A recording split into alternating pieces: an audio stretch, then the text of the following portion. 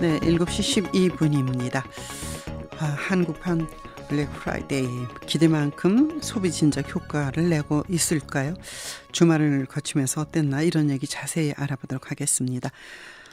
숭실대 경제학과의 온기훈 교수입니다. 교수님 안녕하십니까? 네, 안녕하세요. 네, 주말에 쇼핑하러 가셨어요? 블랙 프라이데이를 좀 만끽하셨나요? 제가 직접 하지는 못했고요. 네. 옆에 지나가긴 했는데 사람들이 많이 좀 모여 있더라고요. 그랬군요. 네. 저는 가지 않았습니다만은. 자, 어떻습니까? 이게 사실 어떤 식으로 진행되고 있나요? 한국판 이렇게 붙여야 되겠죠? 네. 네, 그렇습니다.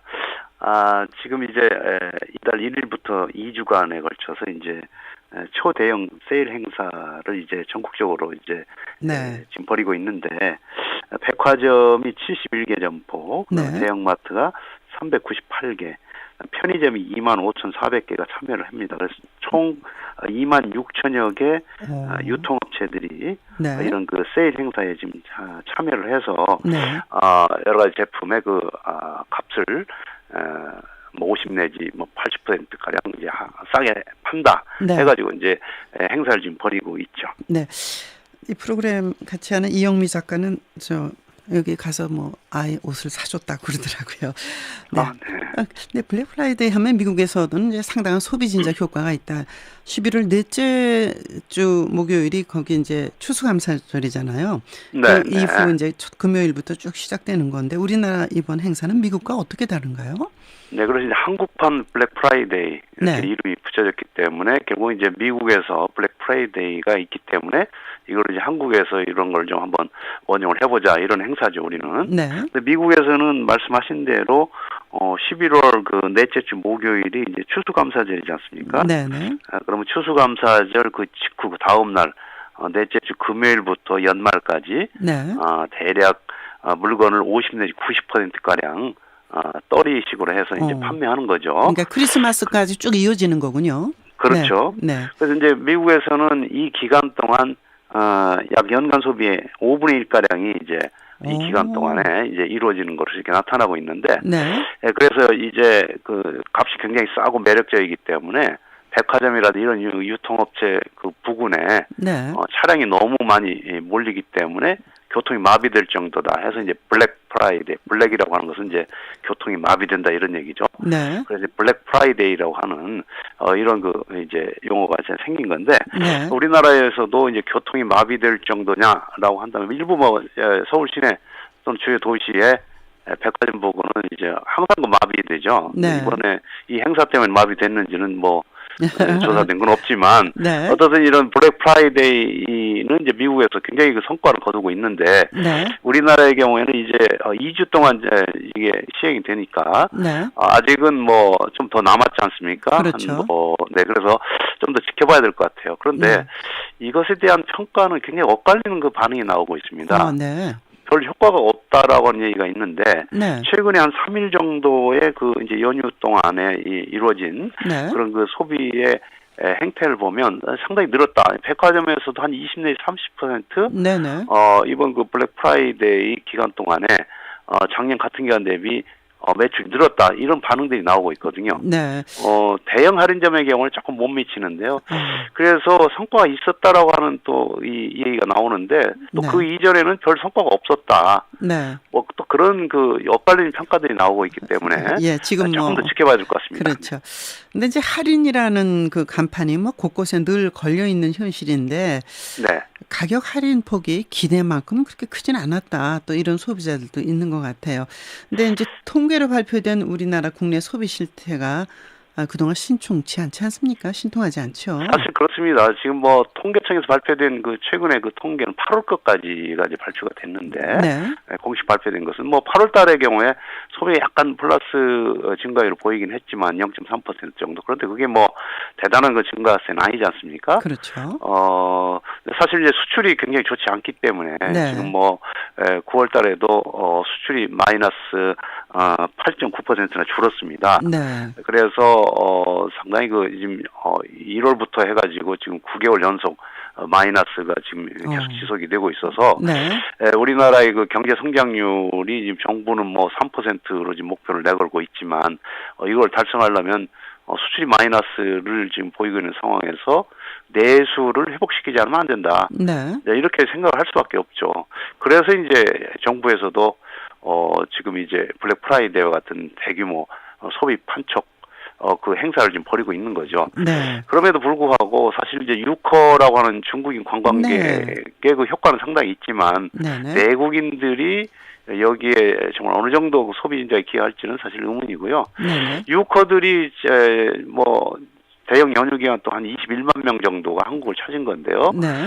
상당히 많이 왔죠. 그래서 한국의 소비 진작에 기여하고 있는 것은 뭐 틀림없는 사실이라고 보겠습니다. 네. 만약에 중국인 관광객이 없었더라면 네. 상당히 더 어려웠지 않나 이런 생각이 듭니다. 네. 이제 그 말씀드리면서 오늘 아침 들어온 뉴스 중에 하나가 네. 일본에 대거로 몰렸다는 겁니다. 우리가 메르스니 이런 걸 겪으면서 우리나라를 찾던 중국 관광객이 일본으로 발길을 돌리고 그게 네. 이어져서 우리보다 훨씬 더 많이 중국 쪽으로 간다는 뉴스도 반갑지 않은 뉴스가. 네. 그렇습니다. 제가 사실은 이제 도쿄를 한번 몇 개월 전에 가본 적이 있는데요. 네. 그 도쿄 시내를 가보니까 역시 거기도 중국인 관광 전부 중국인들이더라고요 보니까. 네. 네. 뭐 이거저거 뭐 사기도 하고 먹기도 하고 그러는데 그걸 보면서 엔저 때문에 일본이 더 훨씬 싸졌다 물건값이. 네. 그다음에 먹는 것도 더 싸지고 그러니까 네.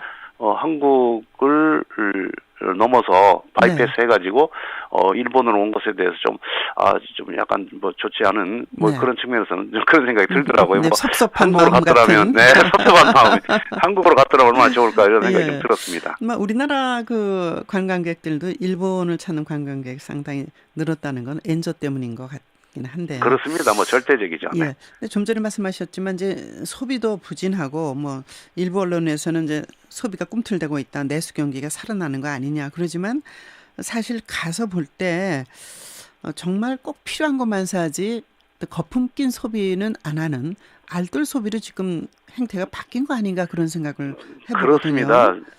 이제 그 최근에도 많이 얘기가 되는데 뭐 내수가 뚜렷이 살아난다 그런 얘기가 있지 않습니까? 네. 사실은 이걸 얘기할 때 그럼 그 요인이 뭔가 네. 왜 내수가 살아나는가에 대한 그런 얘기들은 별로 없습니다. 사실 네. 뭐가 크게 달라진 게 있느냐라고 한다면 물론 이제 그랜드 세일 네. 뭐 이런 효과도 있고 뭐 개별 소비 세일을 일부 이제 인하하는 한시적으로 뭐 이런 효과도 물론 있겠지만은 네. 그러면 만약에 개별 소비세를 이렇게 인하를 했다면 사실 내구 소비재 같은 경우에는 뭐 한번 사면 굉장히 오랫동안 쓰지 그렇죠. 않습니까? 그러면은 앞당겨서 세일 기간 동안에 사놓게 되면 그 이후에 내년에 접어들면 상대적으로 또 소비가 네. 위축될 수 있다는 얘기죠. 네네. 그러니까 어떻게 보면은 좀 길게 본다면 지금 내수가 뚜렷이 살아나고 있다라고 이 얘기를 하면은 네. 다 내년 초부터는 그럼 어떻게 될까요? 아. 내수가 또 급격히 줄어들 수 있다는 얘기죠. 아.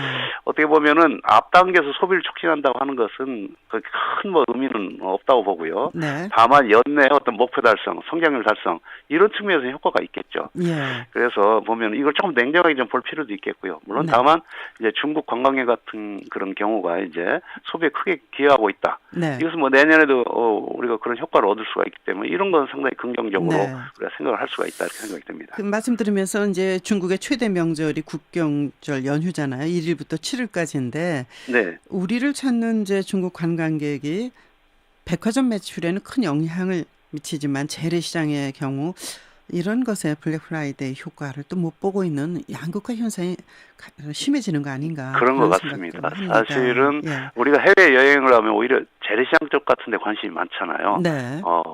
어떤 나라의 그 재래시장 어떻게 예, 됐을까? 전통도 보고. 예. 네, 백화점 같은 경우는 거의 뭐 어느 나라 거의 비슷한 풍경이기 때문에 네. 우리나라의 경우는 말씀하신 대로 재래시장이나 이런 쪽에 좀 더 많은 관광객들을 네. 좀 올 수 있도록 하면 더 좋지 않을까 하는 생각이 듭니다. 네. 아까 말씀하셨습니다만 결국 이제 수출 감소 말씀하시지 않았어요? 네. 올해 경제 성장률 더욱 떨어질 우려는 없습니까? 네, 그래서 지금 일부 전방 기관들은 경제 성장률을 2.5% 밑으로 이렇게 하향 수정하는 그런 기관들이 많이 생기고 있죠. 네. 그렇기 때문에 사실 2%대 초반, 전반 네. 이렇게 이제 전망하는 게 좀 대세인 것 같아요. 그래서 앞으로의 관건은 경우 수출이 사실 수출은 이제 뭐 플러스로 돌아서긴 상당히 어려울 것 같고 금년에 다만 마이너스 폭이 조금 줄긴 했습니다. 9월달에 마이너스 8.9니까 8월달에 14.9 마이너스에 비해서는 조금 마이너스 폭이 줄긴 했는데 그렇다고 해서 이제 플러스로 이렇게 극적으로 반전되기는 어려울 것 같고요. 소비가 이제 어떻게 될 거냐 이것도 중요한데 아까 말씀 서로 나눴지만은 이것도 뭐 그렇게 크게 기대하기는 상당히 한계가 있지 않을까. 오히려 앞당겨서 소비를 하게 된다면 내년 초 1, 4분기에는 더 어떤 상대적으로 더 저조한 이런 그 또 효과도 나타나지 않을까 이런 생각도 듭니다. 네. 중국 성장률 하락에 따른 우리의 연계되는 거요. 이걸 어떻게 봐야 될지 뭐 고용률 70% 올리겠다는 정부 목표가 희망사항에 끝나는 건 아닌가. 네, 그렇습니다. 지금 뭐 사실은 정부가 성장률을 좀 가급적 떨어지는 걸 좀 최대한 막자라고 하는 이유는 뭐 여러 가지 있지만 지금 가장 급한 것 중에 하나가 이제 고용률인데 그 취업이죠. 근데 고용률이 이제 정부가 이 박근혜 정부가 지금 연초에 정권 초기에 출범 초기에 내걸었던 것은 2017년까지 고용률을 70%까지 높이겠다 이거예요.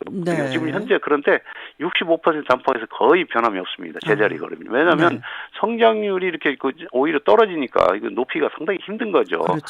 뭐 창업자금 지원, 뭐 취업자금 지원, 뭐 여러 가지 이런 것도 있지만 이런 자금 지원까지 해결될 문제는 아니지 않습니까? 기본적으로 이제 경제 성장이 높아서 경제 활력을 찾아야 되는데 이런 측면에서 본다면 지금 중국이 성장률이 많이 지금 떨어지고 있는데 중국이 성장률이 떨어졌을 때 한국은 중국이 1% 성장률이 떨어지면 한국은 한 0.17% 정도 성장률이 떨어지는 걸로 나와 있거든요. 그런데 일본에 비해서 이 하락폭이 한 3배 정도 크다.